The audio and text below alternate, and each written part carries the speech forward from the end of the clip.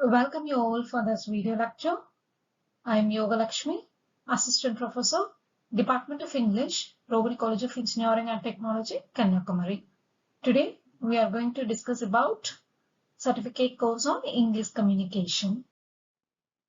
Unit 1 covers kinds of sentence, propositions, adjectives, adverbs, subject to verb agreement. Let me tell you a brief introduction about all the topics one by one. Kinds of sentence. First, I will tell you the meaning of sentence. A group of words containing a subject and a verb is called sentence. There are four types of sentence in English. First one is declarative sentence. It is otherwise called statement. Interrogative sentence. Imperative sentence. And fourth one is exclamatory sentence. Here is the meaning and example for each type. 1. Declarative. It tells us something. Example is John likes Mary. It always ends with the punctuation mark, full stop. 2. Interrogative. It asks us something. Example is Does Mary like John? It ends with question mark. 3. Imperative. It tells us to do something. Stop. Close the door. Sometimes it ends with exclamation or sometimes it ends with full stop. Exclamative. It expresses surprise. What a funny story he's told us. Ends with punctuation mark called exclamation. Next topic is proposition. A proposition is a word or group of words used before a noun, pronoun or noun phrase to show direction, time, place, location, spatial relationships, or to introduce an object. Some example of proposition are words like in, at, on, of, and to. Proposition in English are highly idiomatic, although there are some rules for usage. Much propositions usage is dictated by fixed expressions. In these cases, it is best to memorize the phrase instead of the individual proposition. Here is some example for proposition. She was born in 1996. Before year, we can use the proposition called in. I go to work at 8. So when you want to refer a particular time, we can use the proposition called at. He does laundry on Wednesdays. Before the day, we can use on. He will be in Toronto for 3 weeks. When you want to refer a period of time, we can use the proposition called for. The bird flew over the house. These all are some of the examples. The plates were on the shelf above the cups. Basements are dug below ground. There is hardwood beneath the carpet. The cat is hiding underneath the box. The propositions are highlighted in the slide. Adjectives. An adjective is a word that modifies a noun or a pronoun. In general, the purpose of an adjective is to describe a noun or pronoun and provide more information about it. Yes, of course, adjective is nothing but it qualifies a noun. It also gives extra information about the noun. See here, example 1, Leslie bought shoes at the store. Second example is Leslie bought new shoes at the busy store. See, in the first example, there is no adjective. In second example, we have adjective, new and busy. It also gives extra information about the noun, shoe and store. So here, new and busy are called adjective. The bluebirds build a nest. Here, blue is an adjective. It was a dark and stormy night. Here, dark, stormy are adjectives. Next is adverb. An adverb is a word that modifies a verb. In simple, we can say that it gives extra information about a verb. and also it qualifies a verb. Example, Philip sings loudly in the shower. My cat waits impatiently for her food. I will seriously consider your suggestion. Here, loudly, impatiently, seriously, or called adverb. All the adverbs or most of the adverbs ends with ly. Next topic is subject to verb agreement. It is otherwise called concord. Subjects and verbs must agree in number. There are so many rules to be followed for subject to verb agreement. If the subject is singular, the verb must be singular too. Example, she writes every day. When the subject of the sentence is composed of two or more nouns or pronouns connected by and, use a plural verb. Example, the doctoral student and the committee members write every day. When there is one subject and more than one verb, the verbs throughout the sentence must agree with the subject. Example, interviews are one way to collect data and researchers to gain an in-depth understanding of participants. Next, Unit 2. In Unit 2, we are going to discuss about reported speech, voice, and disbursement. Reported speech. Reported speech is speech which tells you what someone said, but does not use the person's actual words. Here are some examples for direct and indirect speech. If the sentence is in simple present, it becomes simple past when you convert direct into indirect. For example, he plays. If you want to convert this direct sentence, direct speech into indirect speech means it becomes he played. Simple past becomes past perfect in indirect. Present perfect in direct speech becomes past perfect in indirect speech.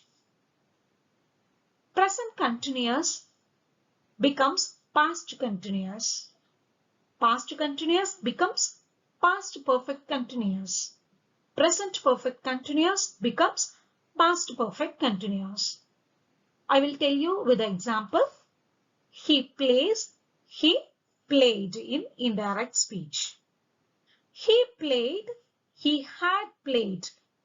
After had, we can use the third form of V1 play. That is, third form of V1 play is played. So after had, we can use the third form played. He has played, he had played.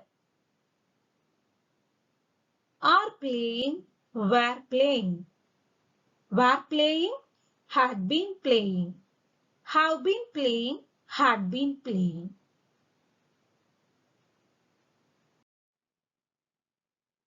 Next, we are going to see about voice. Voice is the form of verb that says whether the subject does something or something is done to the subject. There are two types of voice. One is active voice, another one is passive voice. See, here some of the clues while you want to change active voice into passive voice. When we change active voice into passive voice, the following rules must be kept in mind. Only transitive verbs have passive voice. The subject in the active voice becomes the object in the passive voice, and the object in the active voice becomes the subject in the passive voice. After the passive verb, we place by before the agent if it is important. But if the agent is unimportant, by and the agent are left out. If the active voice has two subject or objects, we may take direct object or indirect object as a subject. When we change the passive, the infinitive verb to plus we is converted into to be plus past participle of the verb. Example, to finish become to be finished. Have to complete, have to be completed. When we change a question into passive, it will remain a question. So the question word should come in the beginning. In imperative sentences, let is used. Here is the examples of active and passive voice. It clearly explains about how to convert active into passive. Discourse markers. It is otherwise called connectives, sequence words, and linking words. Reference and sequence words help to show the link between the sentences. Here, the tabular column is explained about the purpose of the linking words, purpose, examples, addition, and also further, moreover, in addition, besides, to, apart from. Comparison, similarly, likewise, in the same manner, way, as. Contrast, but, yet, still, while, whereas, though, even though, although, however, in spite of, despite, on the other hand, nevertheless, choice, or, either or, neither nor, effect, so, thus, therefore, consequently, as a result, since, owing to, as. Purpose, in order to, in order that. Time, before, after, until, till, when, initially, finally, first, second, next, then, afterwards, subsequently, later, at last. Exemplification, for example, for instance, such as, especially. Clarification, in other words, that is. Next, Unit 3, Writing Definitions. Explanation. A single line definition only specifies clearly and distinctly the basic nature and function of an object and which class belongs to them. An extended definition includes the formal definition of the object and more information. So here we have two types of definitions. One is single line definition and another one is extended definition. Here is some example for definitions. Pollution. It is the process of making something unclean, dirty, impure, and contaminated. Pollution takes place normally through changes in energy patterns, radiation levels, chemical and physical constitutions. Next is essay writing. An essay is a short piece of writing. It is often written from an author's personal point of view. The definition of an essay is vague, overlapping with those of an article and a short story. Kinds of essays. There are 7 types of essays. 1. Definition essay. 2. Classification essay. 3. Description essay. 4. Compare and contrast essay. 5. Sequence essay. 6. Choice essay. 7. Explanation essay. Next, I want to tell you a small introduction about Unit 4, Reading Comprehension. Reading comprehension is the ability to process text, understand its meaning, and to integrate with what the reader already knows. Skimming and scanning. Skimming refers to the process of reading only main ideas within a passage to get an overall impression of the content of a reading.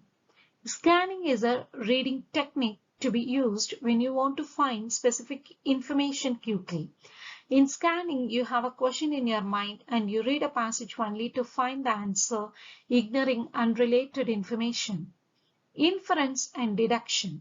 Inference is an interpretation that goes beyond the literal information given. Deduction is an understanding based on the evidence given in the text. Example, the police find a body with a knife sticking out of it. They can deduce that the person has probably been murdered. Speaking skills. The ability to speak confidently and fluently is something which students will develop during their time at school and college and something that will help them throughout their life.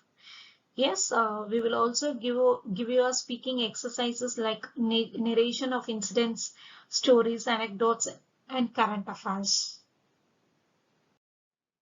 I hope somehow you can understood about English communication course. Thank you for watching.